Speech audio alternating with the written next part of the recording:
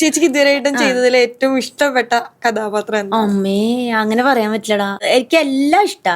വർഷ golden diamonds Cherupuzha, Kochi, Calicut, Malappuram, Kannur. വയസ്സായിട്ട് ചെയ്യണതും ഇഷ്ടാ, കുഞ്ഞു കുട്ടിയായിട്ട് ചെയ്യണതും. ഇഷ്ടമല്ലാത്ത എന്തായിരുന്നു?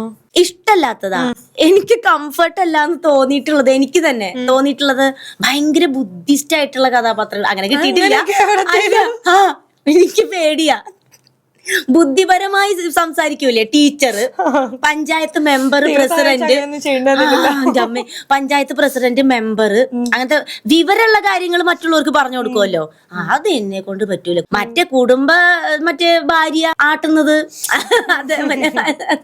അതൊക്കെയാണെങ്കിൽ ഓക്കെയാണ്. മറ്റത് ഞാൻ കുറച്ചേരം ഇരുന്ന് പഠിക്കണം. ഇപ്പൊ ഒരു പഞ്ചായത്ത് പ്രസിഡന്റിന്റെ ക്യാരക്ടറാന്ന് വിചാരിച്ചോ, കോമഡി തന്നെ അല്ല, കോമഡി അല്ല, അത് സീരിയസ് ആയിട്ട് പറയണം. അതാണ് മായ പഞ്ചായത്ത് പ്രസിഡന്റ് ആണ് നാളത്തെ സ്കിറ്റില്. അപ്പൊ നമ്മൾ ഈ മൈക്കയിൽ വന്നു ഇങ്ങനെ എല്ലാ പ്രിയപ്പെട്ട നമസ്കാരം എന്നൊക്കെ പറയുമല്ലോ, സീരിയസ് ആയിട്ട് സംസാരിക്കില്ലേ, അവിടെ തെറ്റിക്കില്ല. പക്ഷെ ഉള്ളു കട്ട കട്ട കട്ട കട്ട പറഞ്ഞടിക്കും. തെറ്റിപ്പോവോ. പഠിപ്പിന്റെ കാര്യത്തില് എന്തെങ്കിലുമൊക്കെ പറയാണ്ടെങ്കിൽ പ്രശ്നമാണ്. ചേച്ചി, ഞാൻ വേറൊരു കാര്യം കൂടെ ചോദിക്കാനുള്ളത്, ചേച്ചി വരുന്നത് വടക്കാഞ്ചേരിന്നാണ് പറഞ്ഞു കഴിഞ്ഞാൽ വളരെ നോർമൽ ആയിട്ടുള്ള, വളരെ സാധാരണ ആയിട്ടുള്ള ഒരു സ്ഥലം. ആ സാധാരണ സ്ഥലത്ത് നിന്ന് ഇപ്പൊ കൊറേ നാളുകളായി, കൊറേ വർഷങ്ങളായി നടന്നു നിൽക്കുന്നു.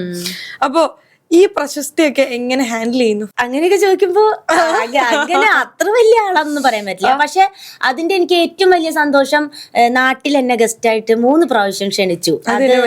അതാണ് അത്. എന്താ, രചന ചേച്ചി ഞങ്ങളുടെ സീനിയർ ആയിരുന്നു.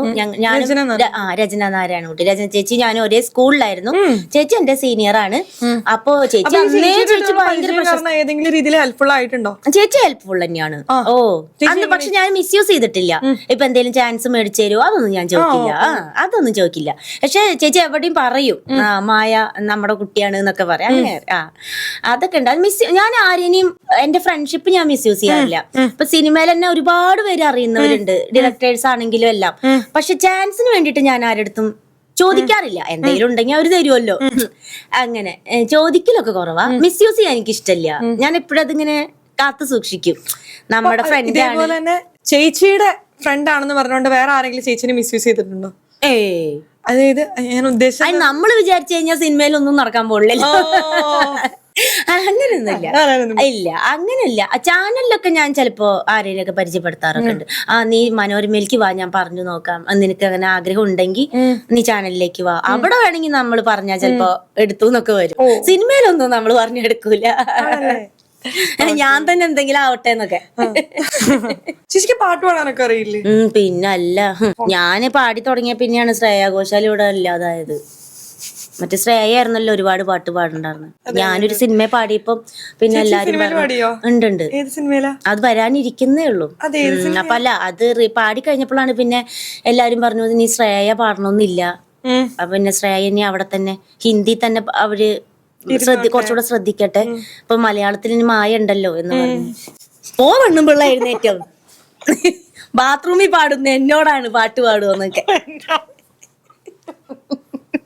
അപ്പൊ എന്റെ ഫസ്റ്റ് ക്വസ്റ്റ്യൻ എന്താന്ന് വെച്ച് കഴിഞ്ഞാൽ, ഫസ്റ്റ് നൈറ്റ് എങ്ങനെയാണോ അതൊക്കെ ചോദിക്കേ, വെറുതെ ഇതൊന്നും ചോദിക്കാതെ. വളരെ സിമ്പിൾ ആയിട്ടുള്ള ക്വസ്റ്റ്യൻസ് ആയിരിക്കും ചോദിക്കുക. അപ്പൊ ചേച്ചി കറക്റ്റ് ആയിട്ടുള്ള ഉത്തരങ്ങൾ മാത്രം പറഞ്ഞാൽ മതി. ഇപ്പോഴത്തെ അമേരിക്കയിലെ പ്രസിഡന്റ് ആരാണ്?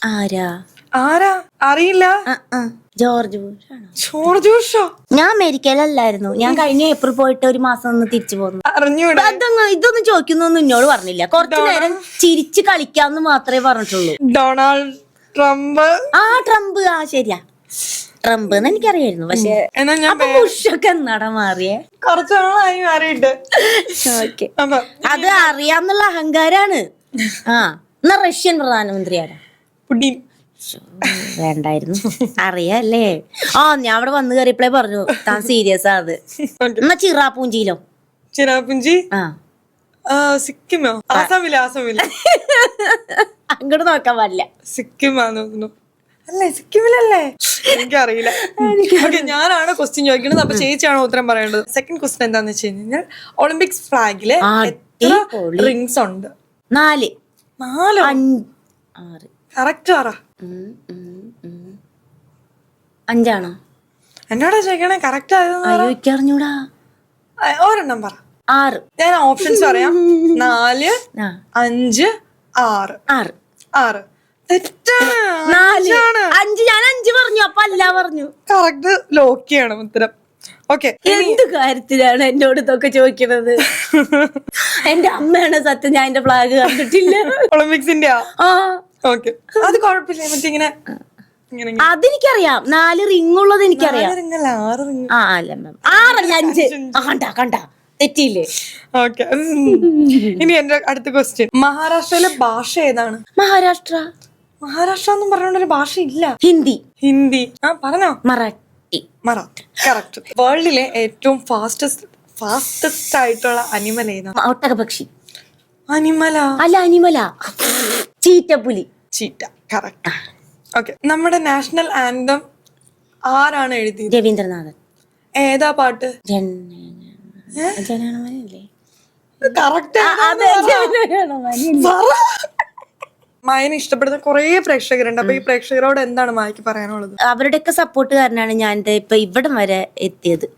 എല്ലാവരുടെ സ്നേഹവും സപ്പോർട്ടും മാത്രമേ ഉണ്ടായി, അത്രേ ഉള്ളൂ. അങ്ങനെ തന്നെ ലൈഫ് ലോങ് ഉണ്ടാവട്ടെ എന്ന് ഞങ്ങൾ എല്ലാവരും പ്രാർത്ഥിക്കുകയാണ്, ആശംസിക്കുകയാണ്. All the best. ഇനിയും ഒത്തിരി ഉയരങ്ങളിൽ എത്തട്ടെ, ഒത്തിരി വിജയങ്ങൾ ഉണ്ടാവട്ടെ, ഒത്തിരി സിനിമകൾ കിട്ടട്ടെ എന്ന് ഞങ്ങൾ എല്ലാവരും പ്രാർത്ഥിക്കുന്നു.